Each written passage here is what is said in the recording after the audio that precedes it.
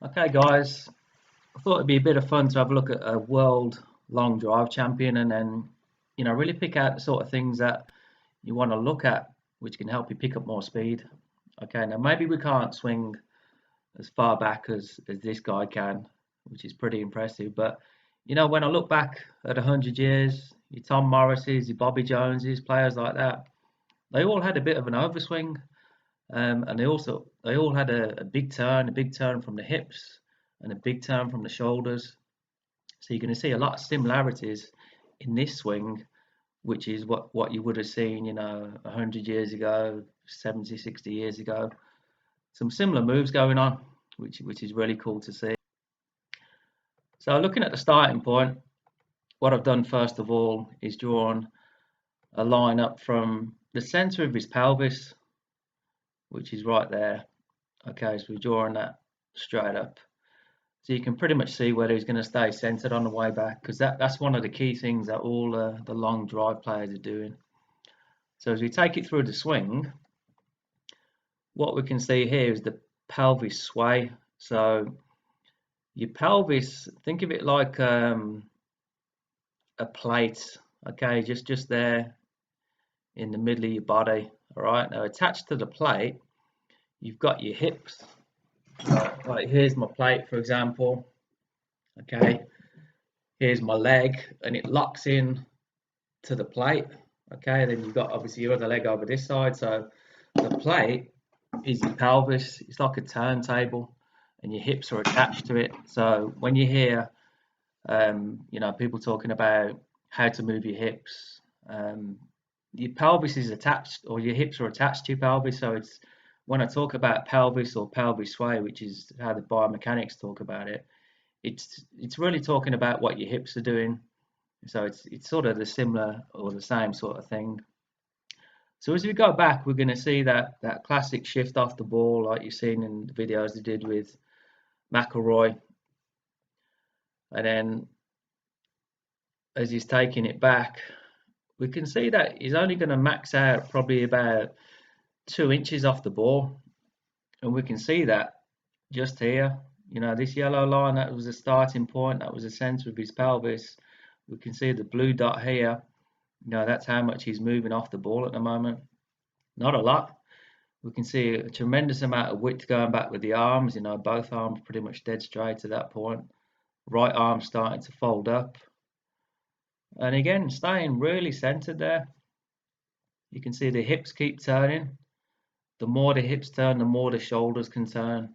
And that's a key move you see in like the old school players, which I love watching, Hogan, Nicholas, Palmer, all those sort of players. So he just keeps on going. I mean, look how far back that club's going. That's definitely John Daly type swing there. So he's all the way back. Club shaft pretty much touching that right shoulder on the way back. We can see the left heel has come up off the floor as well. That helps the hips turn more, which again helps the shoulders turn more. Looking from down the line, one of the reasons why he can get this club to swing so far back is because he's allowed that right elbow to come away from his body there. So if you remember a player called Eamon Darcy, Irish player, he did the same. He had this massive flying elbow here, and the club at that point there can swing much further back. And again, you're going to see it back in the early days when golf was invented. You see all the old classic pictures in clubhouses of golfers with wooden shafted clubs, and that elbow is way out. Whereas now the more of the modern day swing, it's more tucked in, isn't it? It's a little bit more tidied up. But this allows for the club to swing much further back. So, look where that club head is now in relation to where it would normally be. Your standard player is going to be swinging the club shaft back to about parallel with the floor. Now this has gone another 3 to 4 feet further past. So what that's going to do, that's going to help him create a lot more club head speed, for the simple fact that the club head has now got much further to travel on the way down. So basically it's got a lot more time to build up speed as it comes through. That's one of the reasons why they can get so much club head speed. Sadlowski's going at about 1 149 miles an hour on impact with his club head speed, and that's a lot. So that's one of the reasons why they can get so much speed, and this big wind up as well. As they unwind, that's going to help. But here's the key move, right? You can see these lines here going, this one here going back, this is the hand path on the backswing. So you can see, go back to the starting position, you'll see the hands pretty much travel back on that wide arc going back.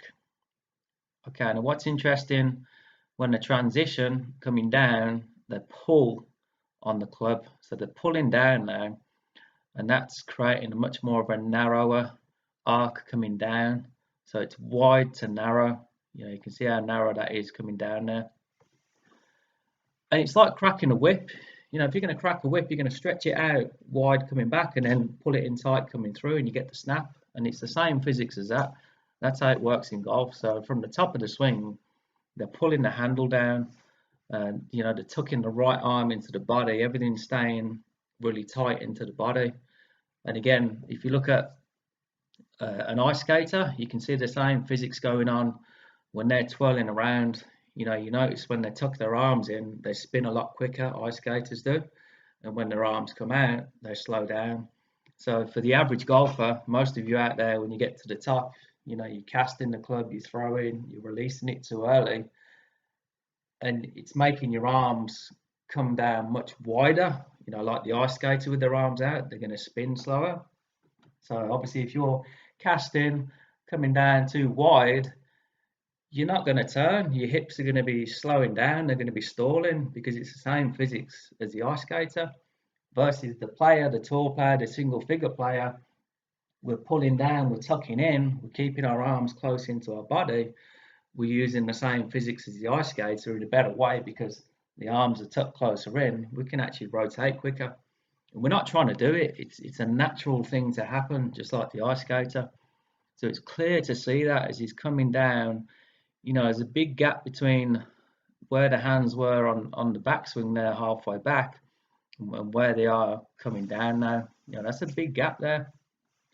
And it's not because he's shifted forward that much. Okay, you can see he's only shifted forward a tiny bit. He's 0.5 inches ahead of where he was at his starting point. And if we just go back again, what's quite interesting to see is, if you look at McIlroy, the video I did with him, he pretty much gets the shaft parallel to the ground at the top of his swing before he transitions. And at that point there, McIlroy is already a little bit ahead of the ball. A little bit ahead of his starting position.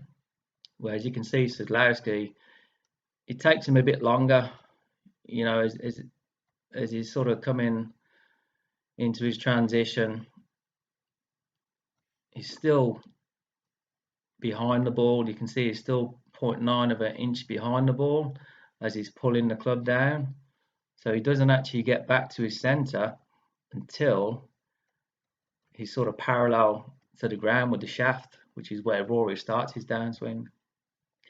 But he keeps moving forward, because if you look at what happens now with his pelvis there, he keeps pushing forward. So he's moving forward of his original starting point, and he just keeps going until his impact point. There it is, the low point of the swing, and then the ball's over here right opposite his left heel. So by the time he gets to that ball, he's hitting up on it. And they're teed up really high as well, these long drive players.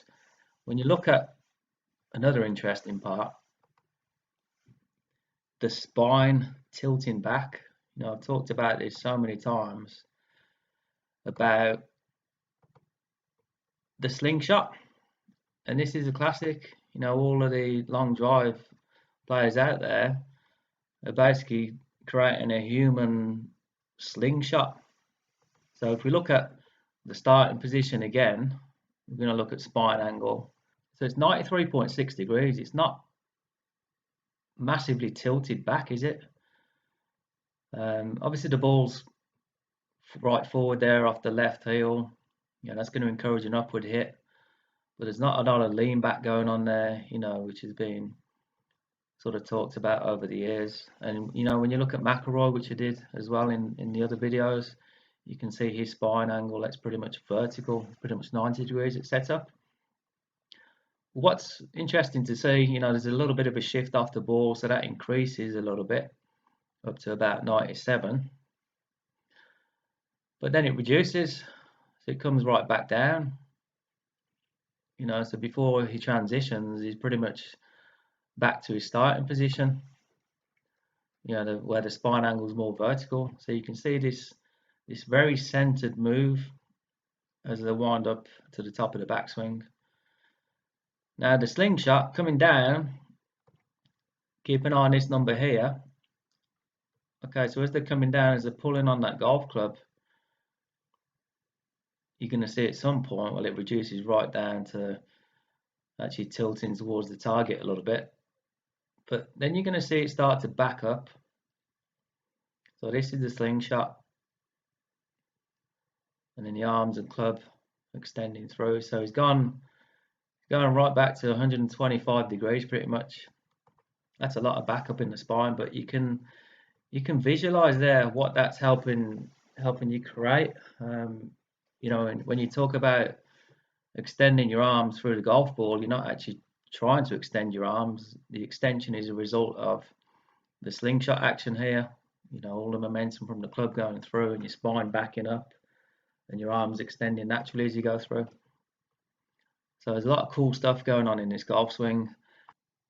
So just looking at the hand path again, clearly wide going back, clearly narrow coming through. But what's really cool to look at is, you know, look how that comes up, really vertically coming through. So it's not a complete circle coming through as you'd expect. You know, he's pulling up on the golf club coming through. So you can see that there on the hand path, pulling up, very steep coming through the ball. You know, you can see the difference here. It's more curved, shallows out, and then there's a very steep pulling up on the way through. You know, it's a result of the spine backing up and then him pulling up on the club, because there's two forces going on in the golf swing. You've got centripetal force, which is the force acting towards the center of rotation, which is the force acting towards the center of your body, and then centrifugal force, which is the force acting away from the center. So basically the club head, the end of the club head. So those are the two forces in the golf swing, and it's really trying to get those forces to balance out. That's how you're going to be able to create a lot more club head speed and be more efficient in squaring that club face up, because if you get on side with those forces, you know, it really pays dividends. So a lot of really cool stuff going on in that golf swing. You know, you can sort of see why they hit it so far. Yes, the club is longer. That's going to have an effect, because if you've got a club that's, you know, this big, it's not going to go, you're not going to hit the ball as far as a club that is, you know, 4 or 5 foot long. So that does have an effect on how far the ball goes. Also, hitting up on the ball, you know, that's something they do as their spine backs up and the ball is off the left heel. They hit up on the ball. So when they hit the ball, they hit it with a much lower spin on the ball. A lower spin, you're going to hit the ball much further. The problem with a lot of amateur golfers is the tendency is to hit more down on the ball, which increases the amount of backspin, so the ball doesn't travel as far. So a lot of cool stuff there. Certainly the turn, the centered turn. I'm on a swivel chair here, so if you imagine when you're swinging a golf club, probably the best picture to get in your head is that you basically just swivel on the spot. You turn back and you turn through. That's probably the best sort of picture you want to get in your head. The folding of the right arm and allowing the wrist to cock as well. Again, that's going to add to your distance. But then it's the pulling of the club down. You know, you've got to pull it down. The reason why you've got to pull down first is because your arms and the club have got a lot further to travel in your body. You can see here, you know, he's got to do a serious amount of pulling down to get his hands and his club to sync up with his body rotation. So, you know, from that point there to there, the hands are going from about 1 mile an hour quickly up to about 25 mile an hour. So they're moving pretty quick. That's pretty fast for the hands to move. And then what happens as the angle between the left arm and the club shaft here starts to release, that causes the hands to naturally slow down. So you've got to work on those few points if you want to get a little bit more extra club head speed. And like I say, I look at a lot of the older golfers, you know, they've got beautiful swings. And if you look at the older players, you know, that they played golf right up till they were ready to drop. You know what I mean? They were still knocking good balls when they're 80 years old because they move efficiently. You know, you look at this swing and you probably think to yourself, well, this isn't very efficient, but it is really, because there's no restriction on the hips there. It's allowing for the shoulders to turn. You know, he's not jamming that right arm into the right side and again trying to restrict everything. He's actually letting everything just completely free up. You know, it's a free moving, tension free swing. You know, if you want to learn how to swing with less stress on your body, just look back at the older players, you know, see what they were doing and try and get some of those moves into your swing, and then you can pick up a little bit more club head speed. Thanks for watching.